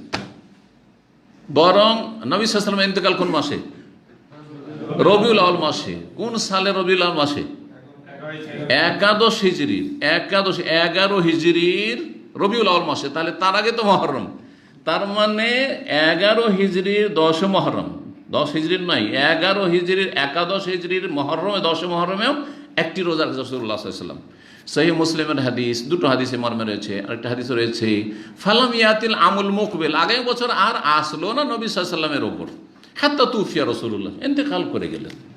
তাহলে বোঝা গেল যে মদিনার সাহাবাই কেরাম মুহাজিরিন আনসার রাসূলুল্লাহ সাল্লাল্লাহু আলাইহি ওয়াসাল্লাম কন্টিনিউ শেষ জামানা পর্যন্ত আশুরার সিয়াম রাখতেন। কিন্তু এখানে যে তোরেকা, তাহলে হাদিসের অনুবাদ করে শুধু ইসলামের খেদমত করলে হবে না, হাদিসের অনুবাদ করে ফতোয়া দিলে হওয়া যাবে না। দেখো সহিহ বুখারীতে আছে যে আশুরা রোজা ছেড়ে দিয়েছেন নবী সাল্লাল্লাহু আলাইহি ওয়াসাল্লাম। একটি হাদিস দিয়ে ফতোয়া দিলে হবে না, বাকি হাদিস সামনে রাখতে হবে? ফতোয়া দেওয়ার জন্য আপনাকে একটা বিষয় সম্পর্কে সম্যক জ্ঞান রাখতে হবে, অত সহজ বিষয় নাই। কারণ আজকাল আবেগী মুফতির অভাব নেই, সোশ্যাল মিডিয়ার মুফতির অভাব নেই, আর হাদিস পড়ে ফতোয়া দেওয়া লোকের অভাব নেই। কিন্তু যথেষ্ট নয়, একটি হাদিস পড়ে দিলে হবে না, এই মর্মে যতগুলি হাদিস আছে সবগুলি নলেজ থাকতে হবে, তখন আপনি ফতোয়া দিতে বসবেন, তখন ফতোয়া দেবেন আপনি। ওয়াকানা আব্দুল্লাহ বিন মাসউদ রাদিয়াল্লাহু তাআলা আনহু, বা এই আব্দুল্লাহ এমনি আব্দুল্লাহ হলে তাহলে মাসউদ হয়, কিন্তু এখানে যেহেতু ইবনে ওমর কথা রয়েছে তিনি হইতে পারেন। লা ইয়াসুমুহু, আব্দুল্লাহ বিন ওমর সিয়াম পালন করতেন না, এই রোজাটি আশুরা রোজা রাখতেন না। ইল্লা আন ইউআফিকা সাওমাহু, তবে তার নফল সিয়ামের অনুকূলে পড়লে, তার মানে নফল সিয়াম সোমবার বৃহস্পতিবার, সোমবার বৃহস্পতিবার করে যে রাখতেন, তো ওর মধ্যে যদি আশুরার দিনটা সোমবার পড়ে যেত অথবা বৃহস্পতিবার পড়তো তাহলে তখন তিনি রাখতেন। জি, কিন্তু আশুরার সিয়াম সুন্নাত, মুস্তাহাব এবং গত এক বছর গুনাহ মাফ হবে, এগুলি স্বীকৃত, এগুলি হাদিস দ্বারা প্রমাণিত। সুতরাং এটাকে হালকা মনে করলে হবে না, আবার ফরজ মনে করলে হবে না। যেমন বললাম, যেমন কিছু লোকেরা মনে করে যদি আমার মতো লোক আশুরার দিনে রোজা না রাখে, আরে আমি তো মনে করছিলাম যে শাইখ তো অনেক আমল করে, তো দেখেন আশুরার দিনে রোজা রাখেন, বলবেন না, যেন দোষের ব্যাপার করে দিয়েছি। তো বিষয়টাকে আমাদেরকে জানতে হবে যে দোষ নয়, কিন্তু যে কেউ যদি করতে পারে তো খুবই ভালো, অনেক ভালো। ফাস্তাবিকুল খায়রাত, নেকির কাজে আগে বাড়ার চেষ্টা করো, যত পারো মুসাবাকা কম্পিটিশন করো। বাবু ফজলি সওম, এই অধ্যায় হচ্ছে সিয়ামের ফজিলত সম্পর্কে বলছেন। আবু হুরায়রা রাদিয়াল্লাহু তাআলা আনহু বর্ণনাকারী হাদিসের, আন্না রাসূলুল্লাহ সাল্লাল্লাহু আলাইহি ওয়াসাল্লাম রাসূলুল্লাহ সাল্লাল্লাহু আলাইহি ওয়াসাল্লাম বলেছেন, আস-সিয়ামু জুন্নাহ, রোজা সিয়াম হচ্ছে কি ঢাল, ঢাল স্বরূপ। ঢাল দিয়ে কি করে? যুদ্ধের ময়দানে দেখেছেন ঢাল? দেখেছেন? হ্যাঁ, চিড়িয়াখানা কি বলে ওগুলোকে, জাদুঘরে দেখেছেন, মিউজিয়ামে। সিয়াম হচ্ছে ঢাল। ইস্তাজান্নু বিহাল আবদু মিনান নার, অন্য রিওয়ায়াতে রয়েছে বান্দা জাহান্নামের সামনে ঢাল ধরে যেন তার থেকে আত্মরক্ষা করে জাহান্নামের আগুন থেকে বাঁচার চেষ্টা করছে। তো ঢাল স্বরূপ কাজ করবে মানুষের সিয়াম, রোজা। ফালা ইয়ারফুস, সুতরাং যৌন সম্পর্ক কোনো আলাপ আলোচনা করবে না রোজার অবস্থায়, বেগানা মহিলার সাথে নাই, নিজের স্ত্রীর সাথেও বেশি বিনোদনমূলক আর সম্ভোগমূলক আলোচনা বর্জনীয়, অপছন্দনীয়। এগুলো মাকরুহ, হারাম নয়, মাকরুহ। কারণ এটা এগিয়ে নিয়ে যেতে পারে আর বীর্যপাত হয়ে যেতে পারে, তখন হারাম কাজ করে ফেললেন, আপনি রোজা নষ্ট করে ফেললেন। ওয়ালা ইয়াজহাল, এবং মূর্খামি করবেন না, মূর্খামি করবেন না। মূর্খামি কি? মূর্খদের কাজ হচ্ছে অসার ফালতু কথা বলা, মূর্খদের কাজ হচ্ছে অশ্লীল কথা বলা, মূর্খদের কাজ হচ্ছে গালাগালি করা, মূর্খদের কাজ হচ্ছে তর্ক করা। মূর্খের কাজ, এটা তো বাংলা ভাষার প্রবাদই আছে, ছোট থেকে আমরা মুখস্থ করেছি কি, তর্ক করা মূর্খের কাজ। কিন্তু আমাদের দিনী ভাইরা অনেকে আছেন ধর্মীয় বিষয়ে এমন তর্ক করা শুরু করে, আর কি মন মেজাজ নিয়ে তর্ক করে জানেন, যে আমারটা মানিয়ে নেব, তুই মানবি না তোর বাপ মানবে। কথা বলছেন না রে ভাই, আমি আপনাদেরকে শিখাচ্ছি যে লাকুম দীনুকুম ওয়ালিয়া দীন। আমি আমার দাওয়াত আমার স্টেজ থেকে পেশ করে দিলাম, বেদাতিরা পেশ করুক, আমার কোনো তর্ক নেই তাদের সাথে, তর্ক করবো না কখনো। কারণ তাদের উদ্দেশ্য তর্ক করে হক জানা নয়, যেটা শরীয়ত সম্মত, সেটা হচ্ছে মোনাজারা আল উসুল ইলাল হক। টার্গেট হইতে হবে হক পর্যন্ত, দুই পক্ষ পৌঁছিতে চাইবে, কিন্তু এটা উদ্দেশ্য থাকে না। কি থাকে? গায়ের জোরে মানিয়ে নেব, না হয় দলিলের জোরে। যদি দলিলের না পারি তো শেষে তো লাঠি সোটা আছে না, শুধু তাদের সাথে তর্ক করতে যায়, বহস করতে যায়। সুতরাং এই যে বহস যারা করছে তাদের সাথ দেবেন না আপনারা, এটা আসলে ইসলামী তরিকা নয়। এটা ইলমুল কালাম, যারা ইসলামের নামে দার্শনিক যারা ছিল, ফিলোসোফার, তাদের তরিকা আসলে ইসলামে এসছে, পরে এসছে, আব্বাসীয় যুগে এসছে। তবে হ্যাঁ, কিছু সংশয় থাকলে সংশয় নিরসনের জন্য বোঝার চেষ্টা করছে, আমি বোঝাবার চেষ্টা করবো একাধিক, ওটা আলাদা জিনিস। সে আমাকে হয়তো বোঝাবার চেষ্টা করছে, কিন্তু ভাই বলছে না, আমি এটাই ঠিক মনে করছি, জাযাকাল্লাহ খায়র, আপনি যেটা বুঝছেন আপনার ঠিক আছে, আপনার অধিকার আছে, হ্যাঁ, মত প্রকাশের স্বাধীনতা আছে, দলিল আপনার জন্য সেটাই স্পষ্ট, সে ঠিক আছে। কিন্তু লড়াই ঝগড়া এমন হয়ে যায় যে গরম মেজাজ, সম্পর্ক ছিন্ন, কি নিয়ে একটা দিনী মাসলা নিয়ে আলোচনা করতে গিয়ে আমাদের অনেক ছাত্র ভাইরই কাজ করে, জায়েজ নয় এগুলো কাজ। জি, মূর্খামি করবেন না। জি, ওয়াইনিমন কাত আল্লাহ, কোনো মানুষ যদি তার সাথে মারামারি করে, লড়াই করতে লাগলো, একটা লোক লাফিয়ে এসে আপনার সাথে খামা খাই লড়াই করতে চাইছে, আওসাতাম, অথবা গালাগালি করে, ফালিয়াকুল, তাকে যেন বলে দেয়, ইন্নী সায়েমুন মাররাতাইন, দুইবার করে বলেছেন, ইন্নী সায়েমুন, আমি সিয়ামে আছি, আমি রোজায় আছি, আমি রোজায় আছি। আচ্ছা, এই আমি রোজায় আছি এটা উচ্চারণ করে বলবে না মনে মনে বলবে? দুটোই ব্যাখ্যা করা হয়েছে। একটা বলবে নিজেকে সান্ত্বনা দেওয়ার জন্য এবং নিজেকে ধরে রাখার জন্য, কন্ট্রোল রাখার জন্য, যে আমাকে গাল দিক, আমাকে মেরে দিক, আমি রোজায় আছি, আমি রোজায় আছি। ভিতরে ভিতরে বলছে, নিজেকে বলছে, এই হাত বাড়াবি না, তোকে মেরে দিলে হাত বাড়াবি না, যতই গাল দিক চুপ থাক, তুই গাল দিবি না, প্রতি উত্তর করবি না। এটা একটা ব্যাখ্যা, যাতে করে তার দ্বারা কোনো অন্যায় না হয়ে যায়। সে রোজা যেহেতু আছে, ও করছে করুক, আল্লাহ ওর হিসাব নেবে। আর একটি হচ্ছে তাকে জানিয়ে দিতে হবে, তাকে জানিয়ে দিতে হবে ইন্নী সায়েমুন। এটা জানিয়ে দেওয়ার উদ্দেশ্য কি? সতর্ক করে দেওয়া যে আমি রোজা আছি, আমি একবারে কমজোর না। দুটো জিনিস এখানে আছে। একটি হচ্ছে যে আমি দেখো তোমার যে প্রতি উত্তর করছি না, তুমি আমাকে মারতে মারছো, তারপরও মারামারি করছি না, এর কারণ এই নয় যে আমি দুর্বল, আমি কাপুরুষ, এটা ভেবো না। মায়ের খেতে হয়ে গেল মানে কাপুরুষ নয়, আমি রোজা আছি, এবাদত বন্দিগিতে আছি, এটা একটা উদ্দেশ্য। জানিয়ে দাও, তাকে মেসেজ দিয়ে দাও, জানো ইন্নী সাইমের মাধ্যমে। দ্বিতীয় হচ্ছে, হ্যাঁ এটাকে বলতে পারে, এটা আরও সূক্ষ্ম, সেটা হচ্ছে তার অন্তরে আল্লাহর ভীতি সঞ্চার করার উদ্দেশ্য। দাওয়াত দাও তাকে, আমি সিয়াম অবস্থায় আছি, রোজা অবস্থায়, আল্লাহকে ভয় করো। আমি রোজা অবস্থায় আছি, আল্লাহর এবাদত আছি, আমার সাথে তুমি খারাপ আচরণ করছো, আল্লাহকে তুমি ভয় করো, রোজার সম্মান করো, রোজাদারের সম্মান করো। জি, একবার আমার সামনে ট্রেনে সফর করছিলাম, দিল্লি আসছিলাম, আর সে তো 24-30 ঘন্টার সফর ট্রেনে। তো সামনে হঠাৎ করে কয়েকজন হিন্দু বসে আছে, ভদ্রলোক, ব্যবহার ভালো, কিন্তু তারা সিগারেট ধরিয়ে দিয়েছে। শিক্ষিত লোক সিগারেট ধরে। তখন আমার যৌবনকাল, মনে হয় মদিনায় এসেছিলাম কিনা সন্দেহ হচ্ছে, কারণ মদিনা আসার পরে প্রায় এসি ট্রেনে গেছি, তখন ওগুলো দেখিনি সাধারণত, কিন্তু তখন হয়তো জামে সালাফিয়া থেকে পাস করেছিলাম, মদিনা আসবো ওই সময়গুলিতে, অনেক আগের কথা। সিগারেট ধরিয়ে দেওয়ার পর হঠাৎ তাদের মনে হয়েছে যে তো রমজান মাস চলছে মুসলিমদের, আমার দাঁড়িয়ে আছে তখন, তো আমাকে বলছে যে সরি, আমরা তো জানি না যে আপনার রোজায় আছেন, সাথে সাথে ফেলে দিচ্ছে সিগারেট। সবাই তো খারাপ নয়। তো আমি বললাম যে না অসুবিধা নেই। বলছে আপনার রোজাটা নষ্ট করে দিলাম, আমরা তো পাপী হয়ে গেলাম, আমরা তো রোজা নষ্ট করে দিলাম, আপনার ধোঁয়া চলে গেল। ওরা মনে করে যে ধোঁয়া যদি চলে যায় তো মুসলিমের রোজা নষ্ট হয়ে যাবে। আমি আসল মশলা তোমাদের জানাবার দরকার নেই, কথা বোঝা গেছে? এইটাই জানা থাকো, ওইটাই ভালো, যাতে রোজাদারের শ্রদ্ধা সম্মান তোমরা করো। জি, আমার রোজার আলহামদুলিল্লাহ ক্ষতি নেই। ওয়াল্লাযী নাফসি বিয়াদিহি, সে আল্লাহর শপথ করছি বা সেই জাতের শপথ করছি যার হাতে আমার প্রাণ রয়েছে, লা খুলুফু ফামিস সাইম আতিয়াবা ইনদাল্লাহি মির রিহিল মিস্ক, রোজাদারের মুখের ঘ্রাণ আল্লাহর নিকটে অতি সুগন্ধিময়। মির রিহিল মিস্ক, কিসের চাইতে? মিস্ক মানে মৃগ নাভি থেকে, হরিণের নাভি থেকে যে দামি মূল্যবান, অনেক মূল্যবান যে সেন্ট, আতর তৈরি হয়, সে মিস্কের সুগন্ধি ঘ্রাণের চাইতে বেশি উত্তম বা উৎকৃষ্ট। লা খুলুফু ফামিস সাইম, রোজাদারের মুখের ঘ্রাণ গন্ধ, আতিয়াব ইনদাল্লাহ, আল্লাহর কাছে অতি উত্তম, অতি উৎকৃষ্ট, মির রিহিল মিস্ক, মৃগনাভির আতর সেন্টের ঘ্রাণের চাইতেও।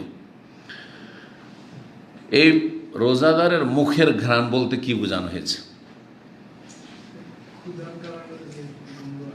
একদল বুঝেছে যে রোজাদারের মুখের ঘ্রাণ যখন আল্লাহর কাছে খুব প্রিয়, তাহলে রোজা অবস্থা মিসক টিসক করা যাবে না, মুখকে যত গন্ধযুক্ত করে রাখবে তত ভালো।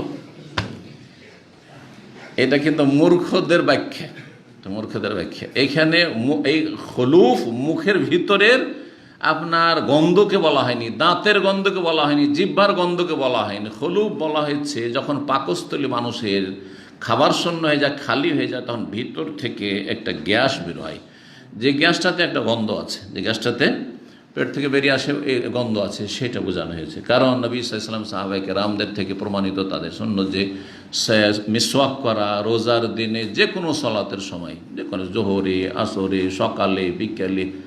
হ্যাঁ, কেউ কোনো ফোকাহা বলেছেন যে বিকেলবেলা করা যাবে না, বিকালবেলা মিসওয়াক করা যাবে না, কারণ বিকালবেলা আসলে ঘ্রাণটা হয়, তো ঘ্রাণটাকে নষ্ট করা যাবে না, কারণ আল্লাহর কাছে খুব প্রিয়।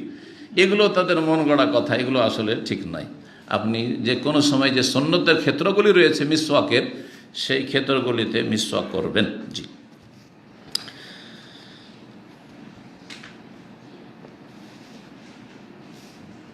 একটি হাদিস ছুটে গেছে নাকি মনে হচ্ছে আপনাদের কাছে? আল্লাহ, হ্যাঁ 1893 নম্বর হাদিসটা ছুটে গেছে, অসুবিধা নেই, করে দিই তার যা, মানে আগের অধ্যায়, কিন্তু আগের অধ্যায় ছিল। আন আয়েশা রাদিয়াল্লাহু আনহা, আয়েশা রাদিয়াল্লাহু তাআলা আনহা বর্ণিত, আন্না কুরাইশান কানাত তাসুমু ইয়াওম আশুরা, কুরাইশরা আশুরার রোজা রাখত, মুহররমের রোজা কুরাইশরা রাখত। কুরাইশরা কীভাবে খবর পেল? আর এক হাদিস আছে নবী সাল্লাল্লাহু আলাইহি ওয়াসাল্লাম যখন মদিনা আসলেন তখন দেখলেন ওয়াজাদ আল ইয়াহুদা ইয়াসুমুনা আশুরা, সহিহ বুখারী মুসলিম হাদিস রয়েছে। ওই হাদিসের সাথে দ্বন্দ্ব হয়ে যায় না? কুরাইশরা আশুরা রোজা রাখত। আগে হাদিসটা শেষ করি। ফিল জাহিলিয়াতের যুগ মানে ইসলামের পূর্বে, জি, কুরাইশরা এই জন্য রাখতো যে কুরাইশদের কাছে দ্বীনে ইব্রাহিম ছিল, তারা ভালো কাজগুলি পছন্দ করতো, তার সাথে সাথে কুসংস্কার ছিল। যেমন আমাদের দেশে বেরেলবিরা যারা মাজার পূজার, তারা ভালো কাজ করে না, মেলা নফল ইবাদতবন্দি, অনেক তাহাজ্জুদ গুজার আছে, অনেকে সলাতুদ দোহা পড়ে, অনেকে দান খেরাত করে, অনেকে জিকির আজকার করে, বেদাতি জিকির আজকার করে, ভালো করে মন্দ করে না, কিন্তু মাজার পূজা করে ইসলাম নষ্ট করে দিচ্ছে। ঠিক ওই রকম মক্কার কাফেররা ছিল, হজ করতো, হাজিদের খেদমত করতো, জমজমের পানি খাওয়াইতো মানুষকে, কত যে নেক আমল করতো। তার মধ্যে একটি ছিল আশুরা, তারা রোজাও রাখতো। এই আশুরার রোজা তো মূসা আলাইহিস সালামের দিনের, তো মূসা আলাইহিস সালামের দিন মক্কার লোকেরা কী করে পেল? কারণ মক্কার লোকেরা তো ইসমাইল আলাইহিস সালামের বংশধর কুরাইশ, আর মূসা আলাইহিস সালামের বংশধর হচ্ছে ইসমাইল আলাইহিস সালামের ভাই যে ইসহাকের বংশধর। তারা এই খবর কি করে পেল? এটা তো ইহুদিদের মধ্যে থাকার কথা। এই জন্য যে মক্কার লোকেরা ব্যবসা বাণিজ্য করত, আর ব্যবসা বাণিজ্য যখন সামদেশে যেত তখন মদিনা তাদের রাস্তায় পড়তো, মদিনায় তাদের বন্ধু বান্ধব ছিল, তারা আসা যাওয়া করতো। মদিনায় যখন আসতো ইহুদিদের মধ্যে অনেক বন্ধু তাদের ছিল, যাতায়াত ছিল, তাদের কাছ থেকে এই নলেজ হাসিল করে, যে আশুরার রোজাটার মহত্ব আছে, গুরুত্ব আছে, ফজিলত আছে। তারপরে জাহিলিয়াতের যুগে পরম্পরা এই মক্কার লোকেরাও, মুশরিকেরা, পত্তলিকেরাও এ রোজা রাখতো, যেমন ইহুদিরা মদিনায় রাখতো। জি, এই হচ্ছে সমন্বয়। সুম্মা আমার রাসূলুল্লাহ বিসিয়ামিহি, তারপর রাসূলুল্লাহ সাল্লাল্লাহু আলাইহি ওয়াসাল্লাম সে সিয়ামের হুকুম দিলেন, হাত্তা ফরিদা রমজান, রমজান ফরজ হওয়া পর্যন্ত হুকুম দিলেন, বাধ্যতামূলক, যে অবশ্যই তোমরা করো, কারণ তখন পর্যন্ত রমজান ফরজ হয়নি। তো আশুরার রোজা ফরজ, নবী সাল্লাল্লাহু আলাইহি ওয়াসাল্লাম একবার পাবন্দির সাথে করতেন এই রোজা, আর সাহাবীরাকেও বলেছেন তোমরা রাখো। যখন রমজান ফরজ হইল তখন বললেন, কালা রাসূলুল্লাহ সাল্লাল্লাহু আলাইহি ওয়াসাল্লাম বললেন, মান শাআ ফালিয়াসুম, এখন কেউ যদি চাই তো আশুরা রোজা রাখুক, ওমান শাআ, আর কেউ যদি চাই যে রাখবো না তো আফতারাহু, তো আশুরা রোজা ছেড়ে দিক, সমস্যা নেই, কারণ এটা আর ফরজ ওয়াজিব থাকলো না, রমজান মাসের সিয়াম ফরজ হয়ে গেছে। নবী করিম সাল্লাল্লাহু আলাইহি ওয়াসাল্লাম সম্পর্কে এখনো কিন্তু ক্লিয়ার হয়নি। মক্কাতেই কিন্তু দেখেছেন যে জাহেলিয়াতের যে লোকেরা কি করতো, সিয়াম পালন করতো। রাসূলুল্লাহ সাল্লাল্লাহু আলাইহি ওয়াসাল্লাম সেখানেও পালন করতেন, কিন্তু রহস্যটা জানতেন না, কারণ কি, হিকমত কি, কেন এই রোজা। নিজের বংশধরকে দেখতেন যে একটা ভালো কাজ করছে, আমরাও করি, এবং নবী সাল্লাল্লাহু আলাইহি ওয়াসাল্লাম এটি বাধ্যতামূলক করতেন। হতে পারে আল্লাহ রাব্বুল আলামিন ওহী ছিল যে এটি ফরজ, করো তোমরা।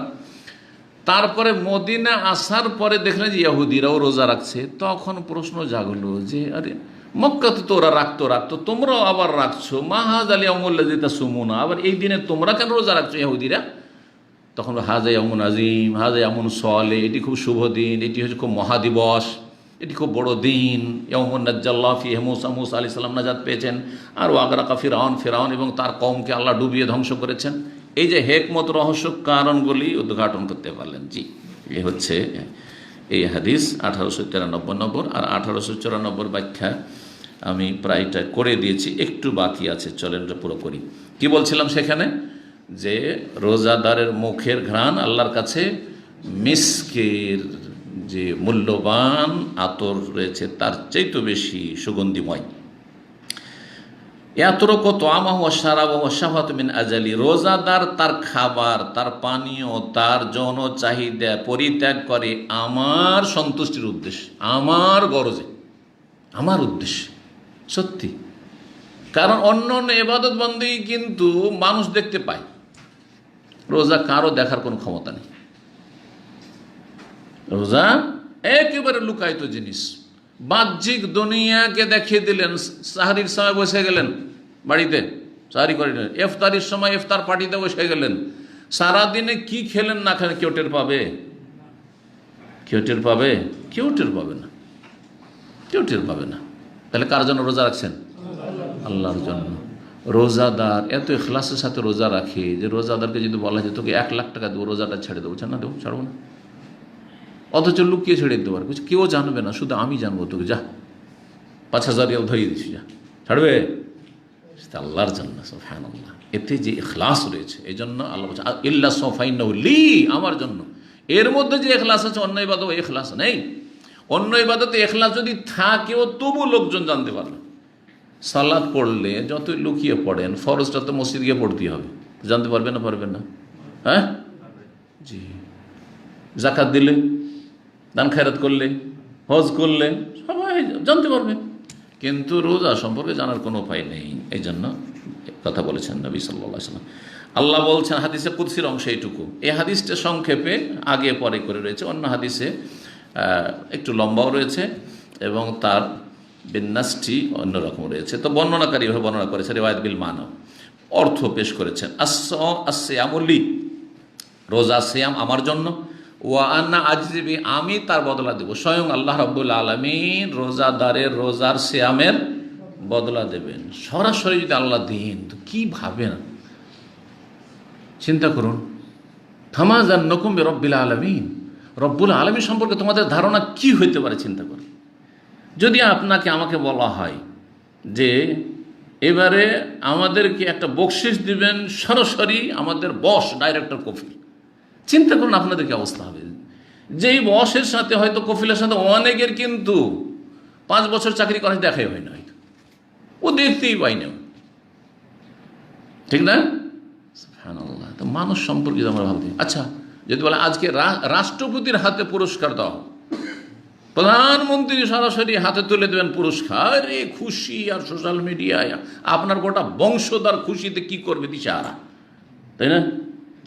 রব্বুল আলামিন নিজে বলছেন যে রোজার বদলা, সিয়ামের বদলা ও আনাজ আমি দেবো। আল্লাহু আকবার, আল্লাহু আকবার। ওয়াল হাসানাতু বিআশরি আমসালিহা, নেকি 10 গুণ হয়। নেকি কি হয়? 10 গুণ হয়। ফেরেশতা লিখবেন 10 গুণ। আর আরও যদি ইখলাস থাকে, আরও ইখলাস থাকে, ইলা সাবিমিয়াত যায়ফিন। এখানে কিন্তু হাদিসটা একেবারে সংক্ষেপ হয়ে গেছে। হ্যাঁ, আল হাসানাতু বিআশরি আমসালিহা ইলা সাবিমিয়াত যায়ফিন। 100 হবে, 200, 300, 400, 500, 600, 700 হবে, ওর বেশি হবে না। ফেরেশতা 700-র বেশি লেখার অধিকার রাখে না, ঠিক আছে? কিন্তু আল্লাহ রাব্বু যখন দিবেন, এলা আযাফিন কাসীরা, বহু গুণে, কত গুণে যে আল্লাহ বর্ধিত করবেন আল্লাহ ছাড়া কেউ জানেন না। জি।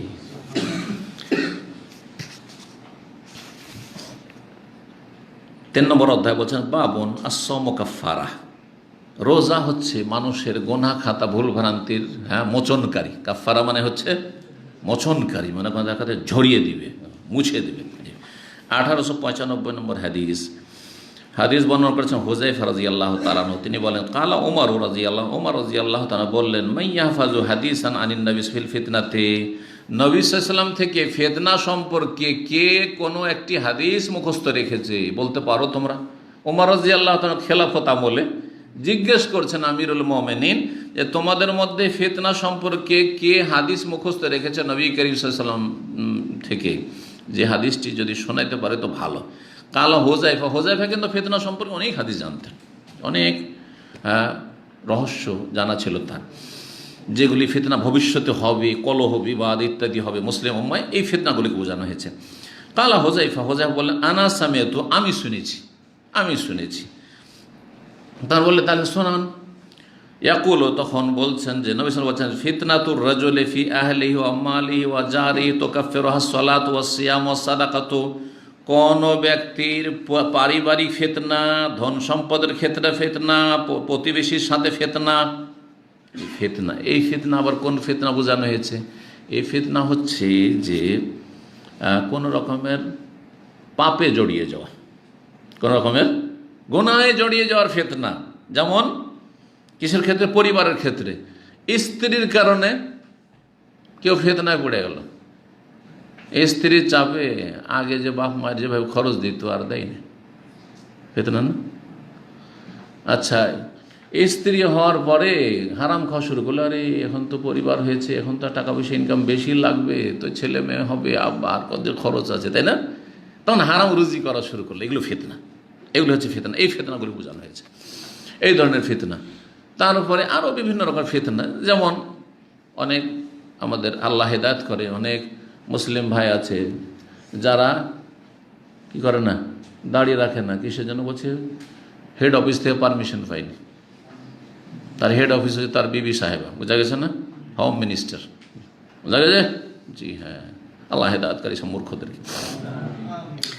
তো এই জন্য ভালো স্ত্রীও পায় না, কারণ আপনার দাড়ি দেখে যে স্ত্রী আসবে সে অবশ্যই আল্লাহ ভীরু, আর যে দাড়ির কারণে আসতে চায় না অবশ্যই খারাপ, সে অবশ্যই খারাপ, সেজন্য দাড়ির জন্য আসতে চায় না।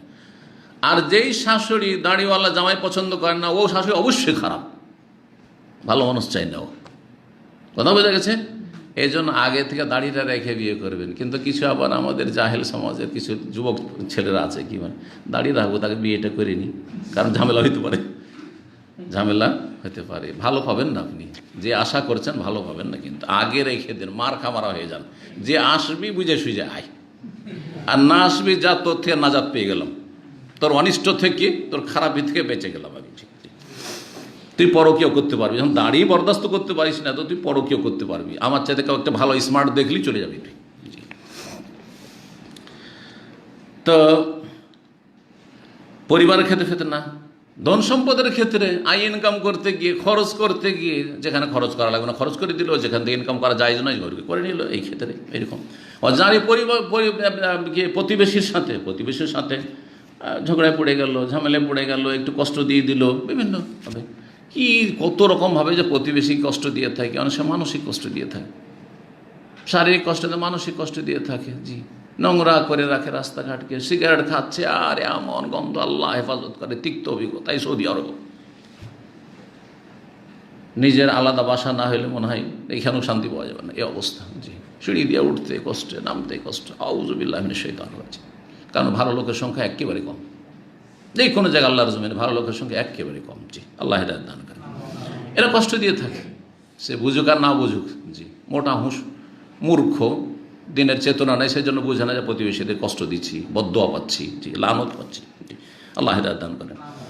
তো এইরকম যে সব বিভিন্ন পাপে মানুষ জড়িয়ে যায়, তো কাফের সালাত, এর কাফারা মোচনকারী হয়ে যাবে সালাত, নামাজের মাধ্যমে গুনাহগুলি মাফ হয়ে যাবে, সিয়ামের মাধ্যমে হয়ে যাবে, সাদাকার মাধ্যমে হয়ে যাবে এই ফিতনা।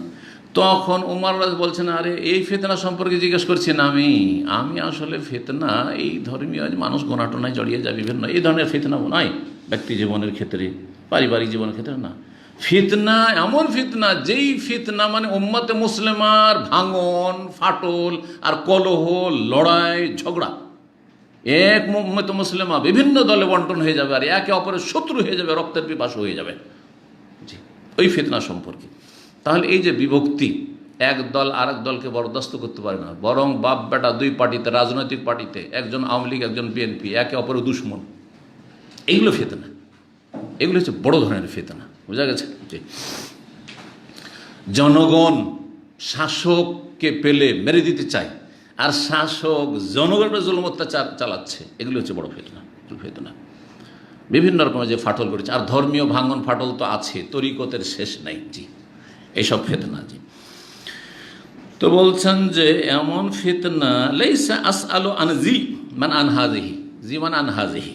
জি, আমি এই ফিতনা সম্পর্কে জিজ্ঞেস করছি না যেটা পারিবারিক, সামাজিক, এ ধরনের ছোটখাটো, এরকম নয়। ইন্নামা আসআলু আনিল্লাতি তামুজু কামা ইয়ামুজুল বাহর, আমি ওই ফিতনা সম্পর্কে জিজ্ঞেস করছি যেই ফিতনা সাগরের পানির ঢেউয়ের মতো উত্তাল থাকবে।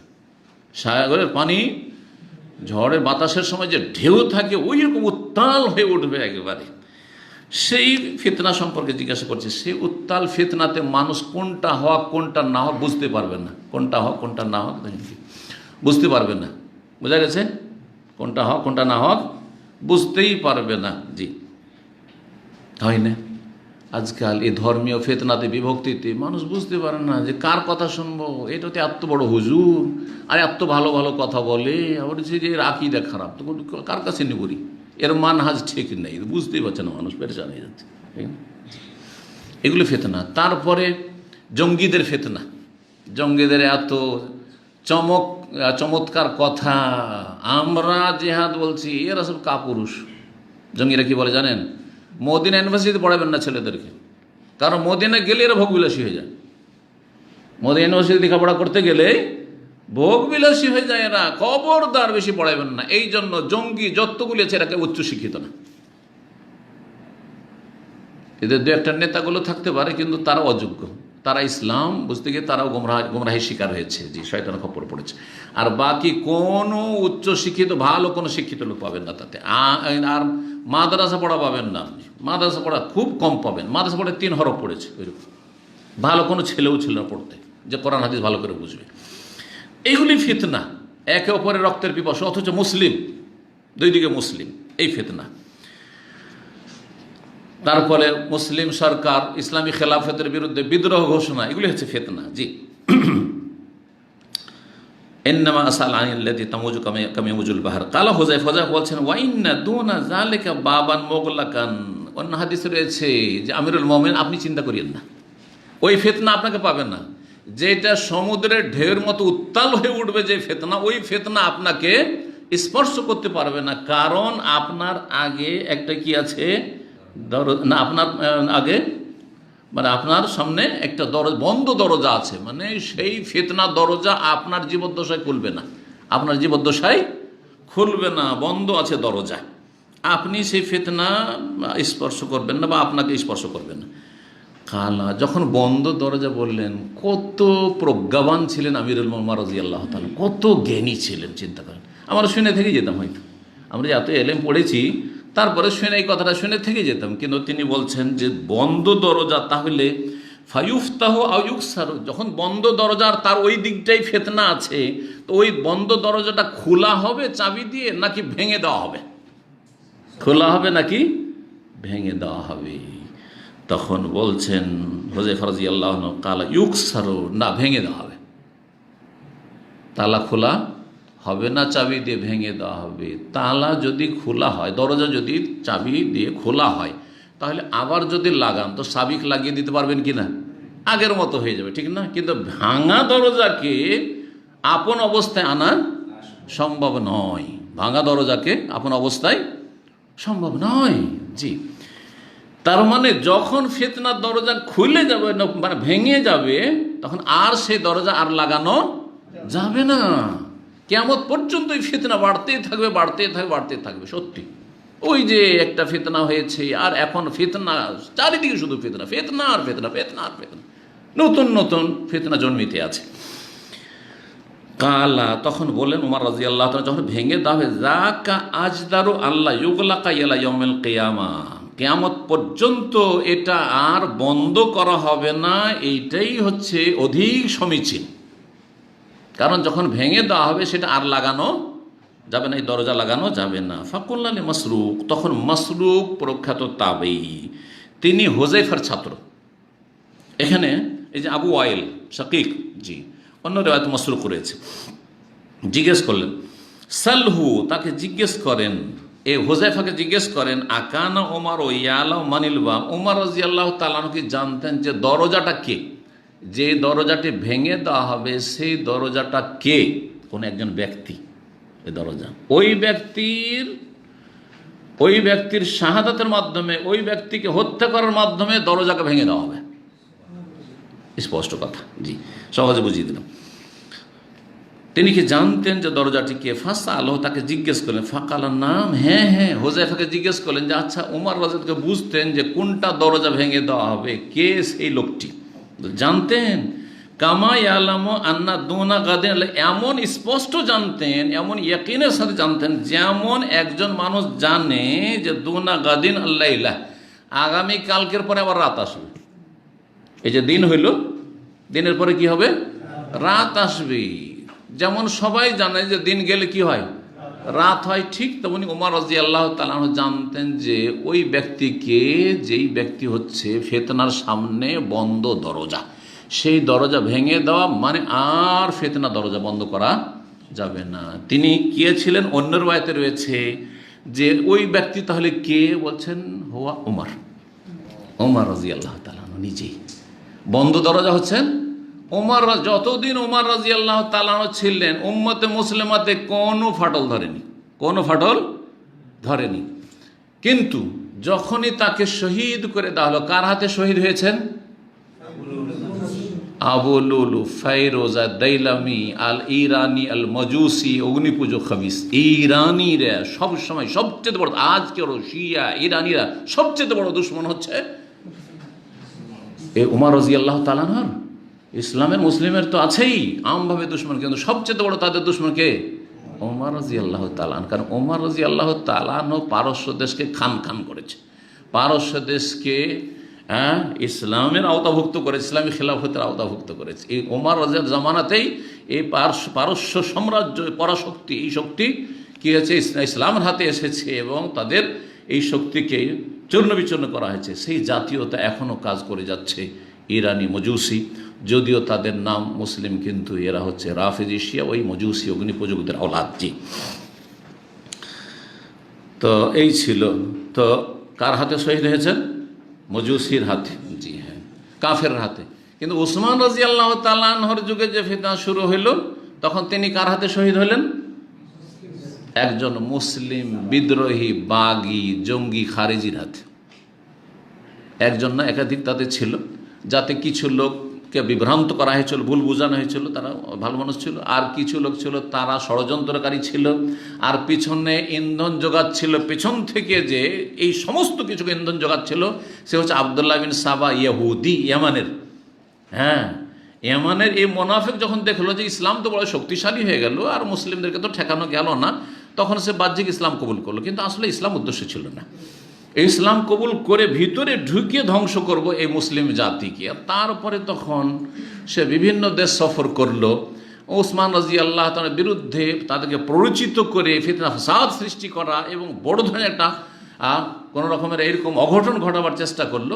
সামদেশে চান্স পেল না, সেখানে মুআবিয়া রাদিয়াল্লাহু তাআলা বড় প্রভাবশালী, সেখানে কোনো চান্স পেল না, কিন্তু মিশরে গিয়ে চান্স পেয়ে গেল। মিশরে মূর্খ ছিল, মূর্খদেরকে গিয়ে বিভ্রান্ত করলো আর তাদেরকে নিয়ে এসে মদিনা ঘেরাও করাইলো, আর মদিনার কিছু লোককে এখানে বিভ্রান্ত করেছিল, ভুল বুঝিয়েছিল, আর যার ফলে শেষ পর্যন্ত ওসমান রাদিয়াল্লাহু তাআলা আনহু সিয়াম অবস্থায় ছিলেন আর কোরআন তেলাওয়াত অবস্থায় ছিলেন, আর তার নিজের কক্ষে বন্দী ছিলেন। তাকে মসজিদে নববীতে, যে তার পয়সা দিয়ে মসজিদে নবীর জায়গায় কেনা হয়েছে, সে মসজিদে নামাজ পড়তে দিতেন না, পানি খেতে দিতেন না, পানি পৌঁছে দিতেন না, খাবার পৌঁছে দিত না এরা কবিসেরা। আর তারপরে ওইভাবে নির্মমভাবে তাকে শহীদ করা রাদিয়াল্লাহু তাআলা আনহু। জি, তাহলে ইসলামের ক্ষতি শুধু কাফেরদের দিয়ে হয়নি, কাফেরদের দিয়ে শহীদ হয়েছে। কাফেররা হত্যা করেছে কাকে? উমর রাদিয়াল্লাহু তাআলা আনহুকে। কিন্তু এই জঙ্গি খারেজিরা শহীদ করেছে কাকে? ওসমান রাদিয়াল্লাহু তাআলা আনহুকে। তারপরে চতুর্থ খলিফা আলী রাদিয়াল্লাহু তাআলা আনহুকে। সুতরাং সতর্ক সাবধান, এই ফিতনা, খারেজিদের ফিতনা, জঙ্গিদের ফিতনা, চরমপন্থীদের ফিতনা, সবচেয়ে বড় ফিতনা এটা ঘরের শত্রুদের ফিতনা। সুতরাং এদের সম্পর্কে সজাগ থাকতে হবে। আল্লাহর কাছে দোয়া, আল্লাহ রাব্বুল আলামিন আমাদেরকে, আমাদের ছেলে মেয়েদেরকে, আমাদের বংশধরকে এবং আমাদের উম্মতে মুসলিমকে, আমাদের ভাষাভাষীদেরকে, মুসলিম উম্মাকে, মুসলিমার যুবকদেরকে, যুবতীদেরকে এই জঙ্গিদের ফিতনা থেকে, খাওয়ারেজদের ফিতনা থেকে, আর এই নব্য খারেজিদের ফিতনা থেকে, খারেজিদের পৃষ্ঠপোষকদের ফিতনা থেকে আল্লাহ যেন বাঁচিয়ে রাখেন এবং সমস্ত রকমের দলাল থেকে, গুমরাহ থেকে, ভ্রষ্ট থেকে আল্লাহ যেন বাঁচিয়ে রাখেন। ও সাল্লাল্লাহু ওয়া সাল্লাম আলা নবিয়িনা মুহাম্মদ ওয়া আলা আলিহি ওয়া সাহবিহি আজমাইন।